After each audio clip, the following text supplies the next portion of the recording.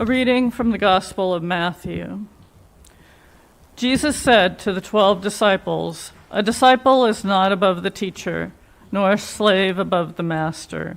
It is enough for the disciple to be like the teacher, and the slave like the master. If they have called the master of the house Beelzebul, how much more will they malign those of his household? So have no fear of them, for nothing is covered up that will not be uncovered, and nothing secret that will not become known. What I say to you in the dark, tell in the light, and what you hear whispered, proclaim from the housetops. Do not fear those who kill the body, but cannot kill the soul. Rather fear him who can destroy both soul and body in hell. Are not 2 sparrows sold for a penny? Yet not one of them will fall to the ground apart from your Father. And even the hairs of your head are all counted. So do not be afraid. You are of more value than many sparrows.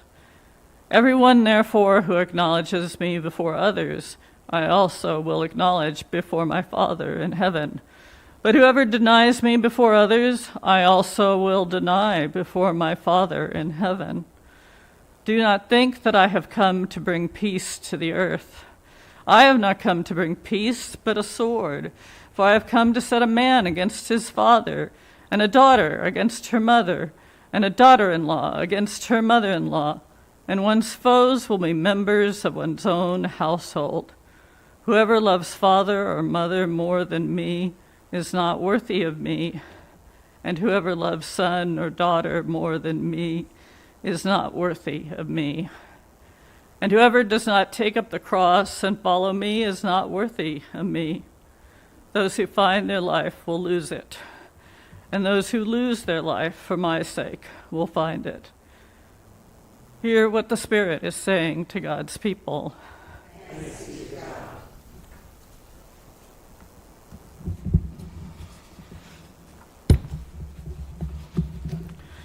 For this morning's reflection, I decided to take the bull by the horns. You may be seated.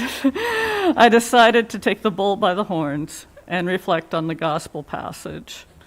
The Old Testament reading is about Abraham throwing out Hagar and her young son.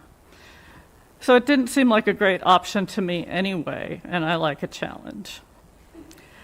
Even at the beginning, this passage isn't very encouraging to me. I can expect to be maligned, to suffer, and even to be killed for following Jesus. Great. But then it gets even more challenging. He says, "Everyone, therefore, who acknowledges me before others, I also will acknowledge before my Father in heaven. But whoever denies me before others, I also will deny before my Father in heaven." Really? Are those the rules? What about St. Peter? I'm confused here, and I don't have an easy answer.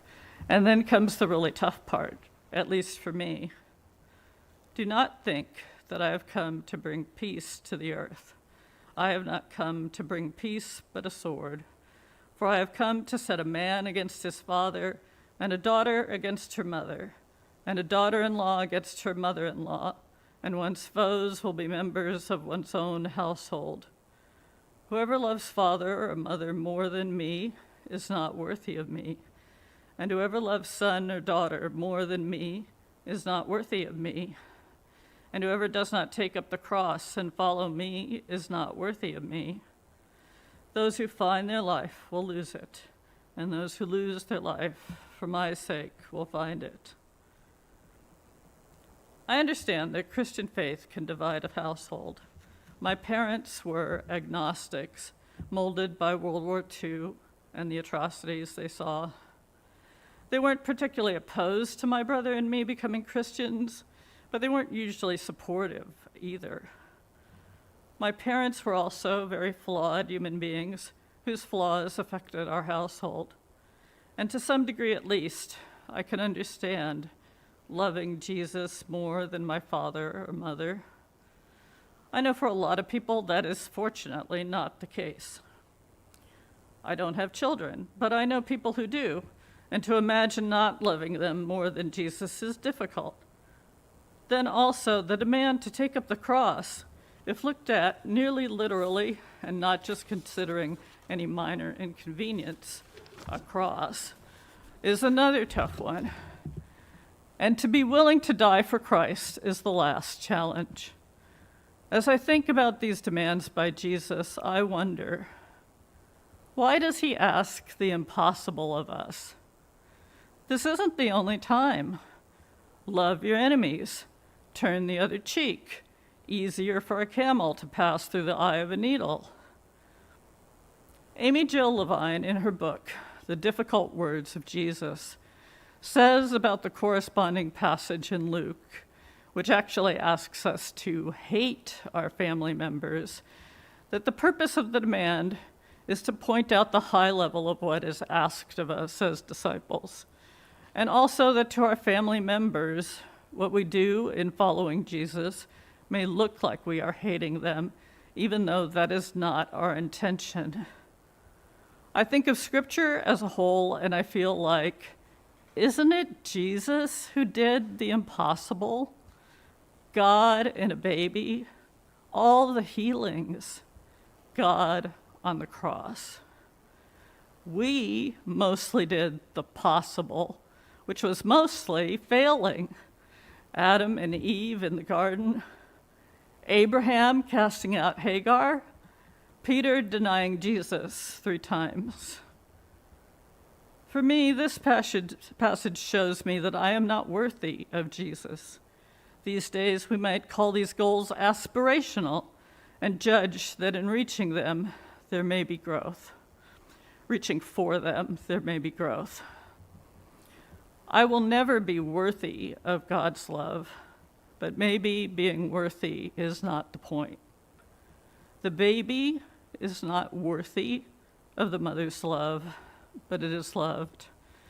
The child is not worthy of the work the parents do to keep it safe and provided for, but they keep it safe and provide.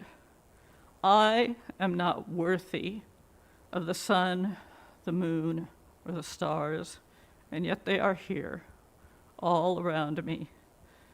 The sparrow is not worthy of the sky, the seed, or the tree, yet the sparrow is given all these things.